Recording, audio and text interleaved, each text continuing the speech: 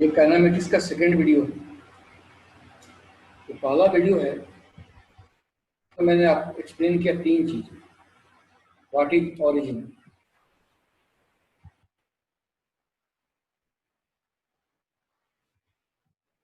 क्या एक्सप्लेनेशन था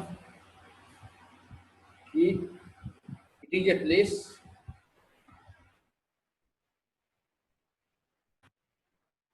from where an observer observe observe या ये प्लेस ऑफ ऑब्जर्वेशन होता है, प्लेस ऑफ ऑब्जर्वेशन होता है। इसके पहले कि मैं आगे कंटिन्यू करूं, मैं आपके साथ कुछ चीजें शेयर करना चाहता हूं रिगार्डिंग फिजिक्स। फिजिक्स में आप आगे देखेंगे कि एक फिजिकल सिचुएशन को हम मैथमेटिक्स के लैंग्वेज में लिखने का कोशिश करते हैं। इसलिए आपको थोड़ा बहुत एडवांस लेवल की मैथमेटिक्स आनी चाहिए, जैसे डिफरेंशिएशन आना चाहिए, वेक्टर आना चाहिए, ग्राफ ड्राइंग आना चाहिए। दूसरी बात, फिजिक्स में छोटी चीजें बहुत इंपॉर्टेंट होती हैं। तो पहला वीडियो इसका मैंने बनाया, उसमें मैंने छोटी चीजें डिस्कस किया और वीडियो लंबा हो गया। ऑरिजिन, रेफरेंस पॉइंट, ये सब छोटी छोटी चीजें हैं। चेंज, पोजिशन वेक्टर, बात बहुत इंपॉर्टेंट है। बिना छोटी चीजों को समझे हुए आप बड़ी चीजें नहीं समझ। कुछ बच्चे बोलते हैं कि सही तो हमने नाइन्थ वगैरह में पढ़ा, नाइन्थ वगैरह में आपने सब कुछ पढ़ा हुआ, लेकिन 11th में आपका कुछ भी काम नहीं आएगा। 11th में पढ़ने का जो तरीका है, अप्रोच है, वो बदल जाता है। इसलिए सारी छोटी बातों को इस वक्त आपके पास टाइम है, क्योंकि अभी आपने जस्ट पढ़ाई बिगिन की है। यू हैव ए ईयर, आपके पास एक साल पूरा बचा हुआ है। इसलिए आप छोटी छोटी चीजों को अच्छे से समझें, वीडियो को कई कई बार देखें, ये समझने के लिए कि व्हाट इज ऑरिजिन। एक जस्ट रेफरेंस के लिए है। बुक्स में लिटरेचर पढ़ें, जो भी बुक है आपके पास, सारे बुक अच्छे होते हैं। लिटरेचर पढ़ें, लिटरेचर को वीडियो से कोरिलेट करें, तो इस तरीके से आप चीजों को धीरे धीरे समझने लगें। दूसरी चीजें आपने समझी,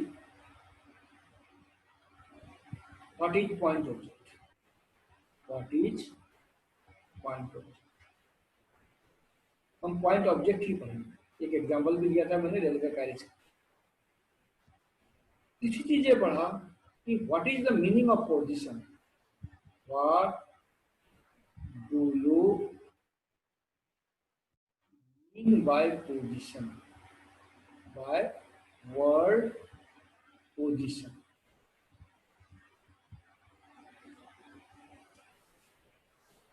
तीसरी चीज आपने पढ़ा कि हाउ पोजिशन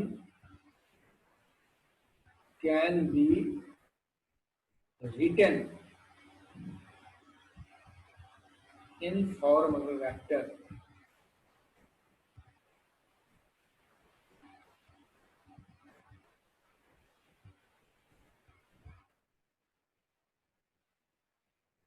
अब यहां पर एक दिक्कत है। अब मान लो कोई स्टूडेंट सीधा वो काइनेमेटिक्स से बिगिन करता है, तो वो यहां पर फंस जाएगा। तो काइनेमेटिक्स बिगिन करने से पहले आप मैथमेटिकल टूल पूरा देखिए। मैथमेटिकल टूल कम से कम डिफरेंशिएशन आपको मालूम होना चाहिए।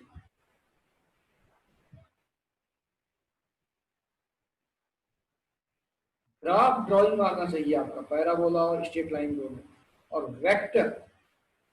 ये पूरा बेसिक समझने के बाद ही आप काइनेमेटिक्स का लेक्चर शुरू करें तो ज्यादा बेटर है मेरे ख्याल। पांचवी चीजें आपने पढ़ा कि चेंज का मतलब क्या, यही सब आगे बढ़ते हैं। आपने क्या देखा था, आप का जो चेंज था पोजीशन, और इसको हम रिकैप कर देते हैं for sake of your better understanding.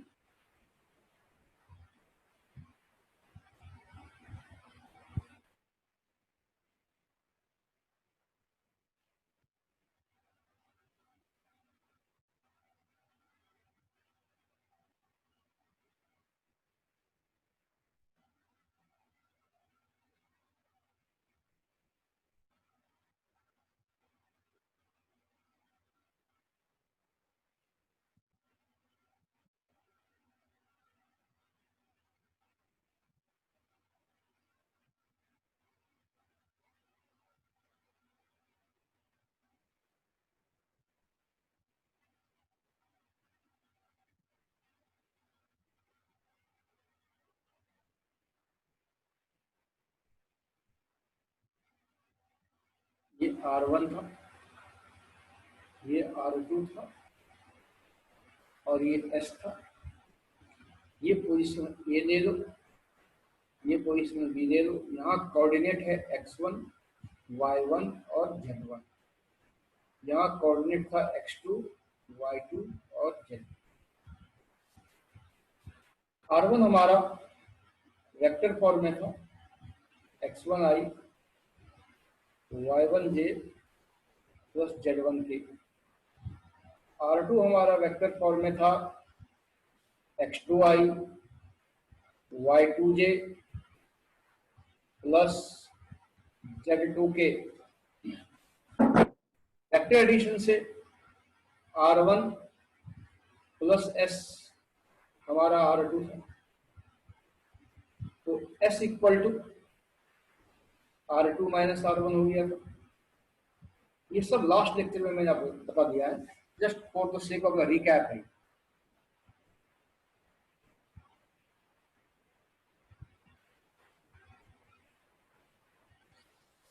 तो यहां पर अगर आप वैल्यू रखेंगे तो फाइनली ये S आ जाता है डेल्टा एक्स आई डेल्टा वाई जे प्लस डेल्टा जेड के। यहाँ तीनों कोऑर्डिनेट चेंज हो रहा है, एक्स वाई एंड जेड। अगर तीनों कोऑर्डिनेट चेंज होता है तो हम बोलते हैं motion in 3 dimension. 1, if all 3 coordinate change, then the motion will be 3 dimensional। यहाँ 3 डायमेंशन का मतलब तीनों कोऑर्डिनेट है। If only 2 coordinate,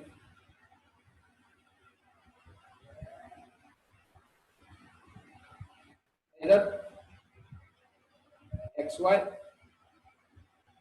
और yz और xz change, then motion will be 2 dimensional।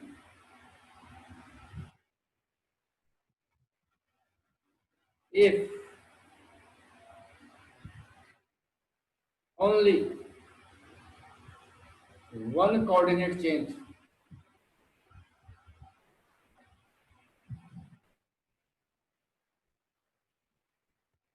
then motion will be 1 dimensional।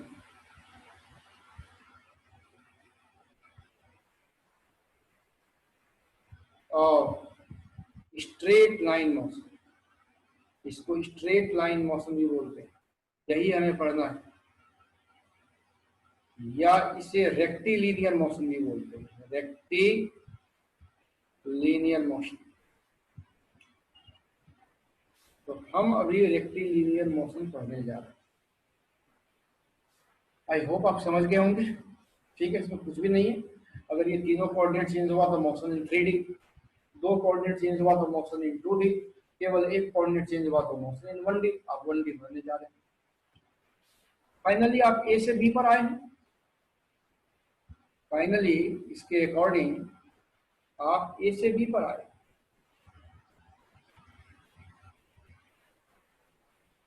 मान लीजिए ए ये पॉइंट है और बी ये पॉइंट, क्योंकि आप मोशन इन 1D पढ़ रहे हैं तो केवल एक्स चेंज होगा, क्या है, या वाई चेंज होगा या जेड चेंज होगा। तो ए से बी तक आप कैसे आ सकते हैं? आप ऐसे आ सकते हैं सीधा,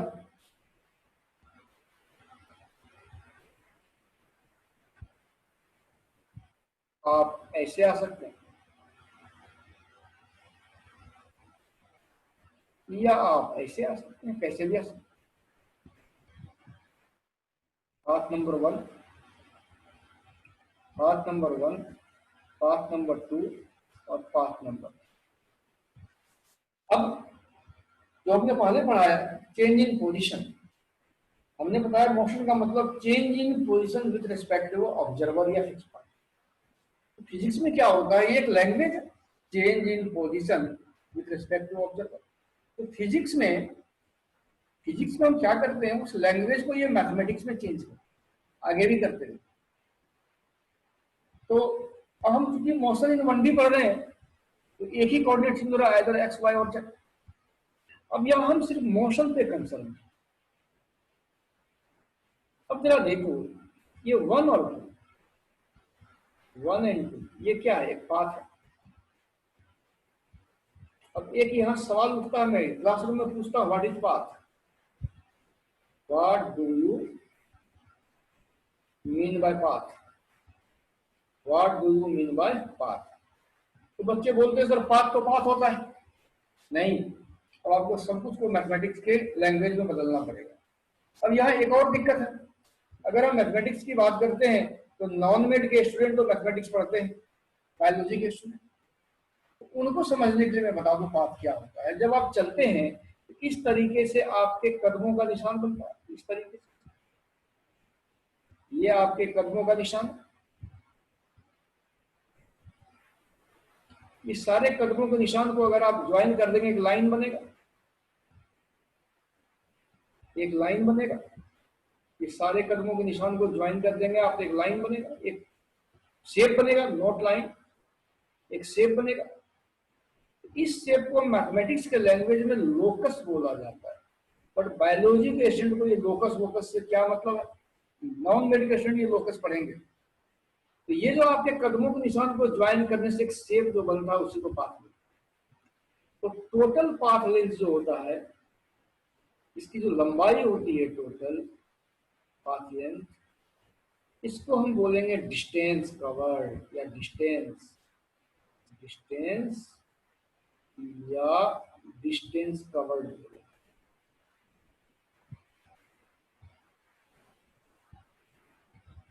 ठीक है, जाहिर सी बात है, ये जो है टेढ़ा मेढ़ा पाथ मोशन इन 2D होता है।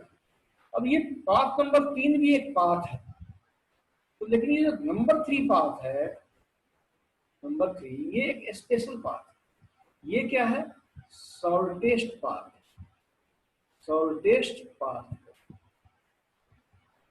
या शॉर्टेस्ट डिस्टेंस, शॉर्टेस्ट डिस्टेंस।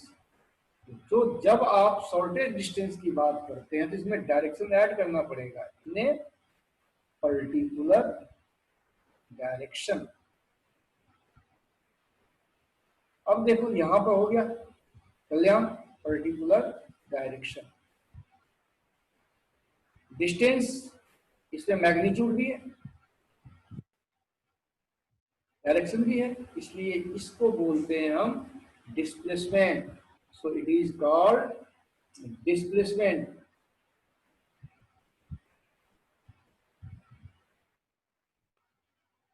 तो ये जो है डिस्टेंस, इसमें केवल मैग्नीट्यूड है, so it is scalar. Displacement में दोनों है, सो इट इज। तो हम पढ़ रहे हैं बच्चों motion in 1D, motion in 1 dimension. Motion in 1 dimension का मतलब पार्टिकल स्ट्रेट लाइन में मूव करेगा, पार्टिकल स्ट्रेट लाइन में मूव करेगा। तो four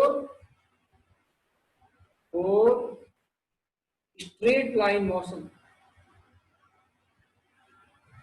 straight line motion, distance covered जो होगा ये इक्वल टू डिस्प्लेसमेंट का मैग्नीट्यूड हो जाएगा, डिस्प्लेसमेंट का मैग्नीट्यूड। डिस्टेंस को हम सिंबल देंगे एस से, डिस्प्लेसमेंट को सिंबल देंगे एस पर एरो लगा के, means S must be equal to S. तो अभी for the chapter motion in 1 dimension हमारे लिए डिस्टेंस और डिस्प्लेसमेंट सेम है, तो मोशन इन 2D है तो ये अलग अलग हो जाएगा। अभी हम कभी हो सकता है डिस्टेंस बोलते हैं, कभी डिस्प्लेसमेंट बोलते हैं, क्योंकि मैग्नीट्यूड सेम है, 1D में चल रहा है, आप इसको ऐसे मान लीजिए। तो अब बच्चों थोड़ा आगे बढ़ते हैं। अब मान लीजिए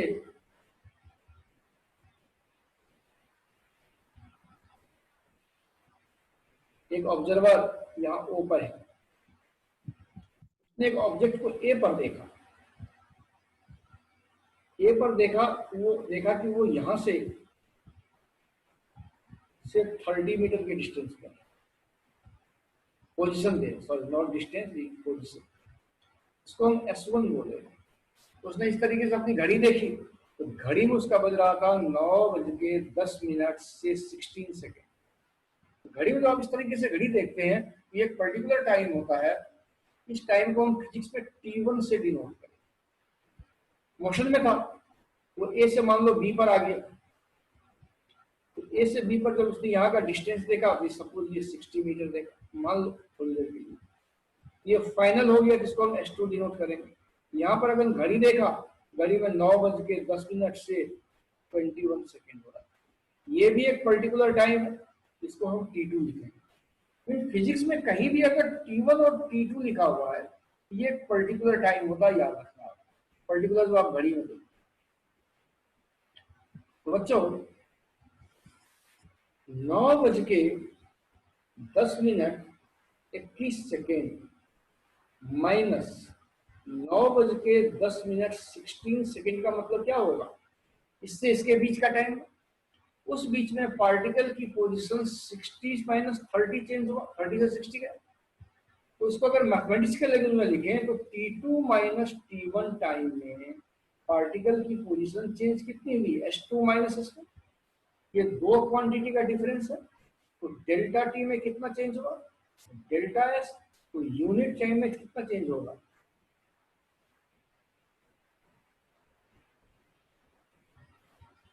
डेल्टा एस। यूनिट टाइम में कितना हो जाएगा, delta S bye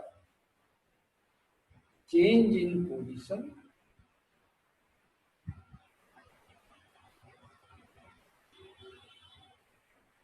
in unit time.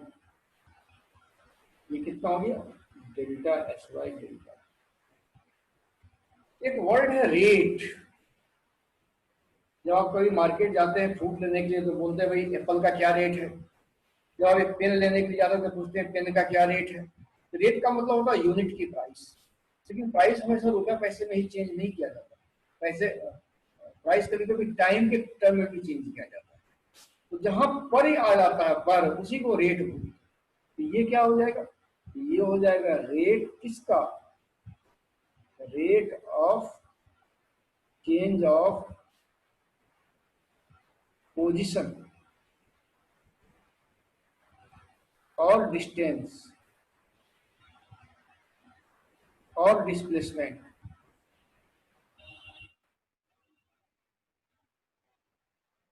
With time. और इसे हम बोलेंगे, अगर ये पोजीशन है,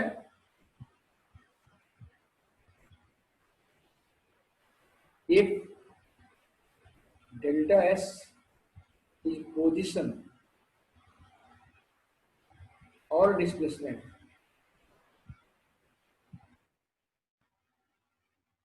इसे हम बोलेंगे वेलोसिटी। लिखने का करेक्ट तरीका है v equal to delta S by delta. If delta S distance है, बोलेंगे speed, delta S by delta T. अब ये जो डेल्टा एस है, ये है टोटल डिस्टेंस, इस केस में 30 मीटर। और डेल्टा टी क्या है, टोटल टाइम। इसीलिए delta S by delta T is total distance upon total time. बढ़ा लिया है 30 मीटर, इसे हम बोलेंगे एवरेज स्पीड v। इसके टर्म में total displacement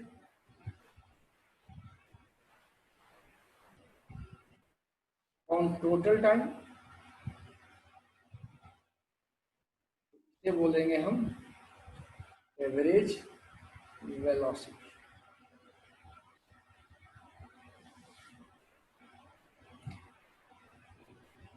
means V average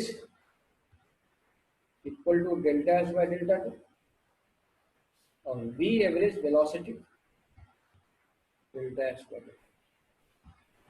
calculus में आपको ये बताया गया था, limit delta x tense to 0 को हम लिखते हैं dx, मतलब एज स्मॉल एज पॉसिबल, बहुत छोटा। बहुत छोटा क्या है ये हमें भी नहीं पता, ठीक है। तो limit delta T tends to 0, delta S upon delta T, इसको हम लिखते हैं ds बाई डी टी, और इसे बोलते हैं इंस्टेंटेनियस स्पीड। और limit delta T tends to 0, delta S upon delta T को बोलेंगे ds बाई डी टी, और इसे बोलेंगे इंस्टेंटेनियस वेलोसिटी। अब इसमें अगर थोड़ी सी भी आपको दिक्कत आ रही है, इसमें अगर थोड़ी सी भी दिक्कत आ रही है, तो आप मैथमेटिकल टूल के चैप्टर में जाके डिफरेंशिएशन का चैप्टर को अच्छे से स्टडी कीजिए। इसके लेक्चर 1 में और लेक्चर 2 में ये बातें बहुत डिटेल में बताई गई है। Go to the differentiation lecture and understand the things, आपको सब कुछ पता चलेगा। तो अब इस नेक्स्ट वीडियो में हम इसी की डिटेलिंग करेंगे। ये सारी थ्योरी चल रही है अभी, ठीक है। आई होप आप समझ गए होंगे। वीडियो को बार बार देखिए, मैथमेटिकल टूल का देखना जरूरी है, वेक्टर को देखना जरूरी है। जहां अटकते हैं रिलेटेड वीडियो देखिए। जैसे फॉर एग्जांपल आप s equal to x2 minus x1 में अटक गए, वहां वेक्टर एडिशन का देखिए। यहाँ अटक गए limit delta T tends to 0, delta S by delta T equal to ds by dt, और मैथमेटिकल टूल का डिफरेंशिएशन देखिए लेक्चर 1 और लेक्चर 2। इस तरीके से बैक होते होते आप धीरे धीरे करके चीजों को समझेंगे। आसान है, मुश्किल नहीं है। इसलिए मुश्किल सिर्फ ये है कि आप पहली बार पढ़ रहे हैं, अदरवाइज कोई मुश्किल नहीं।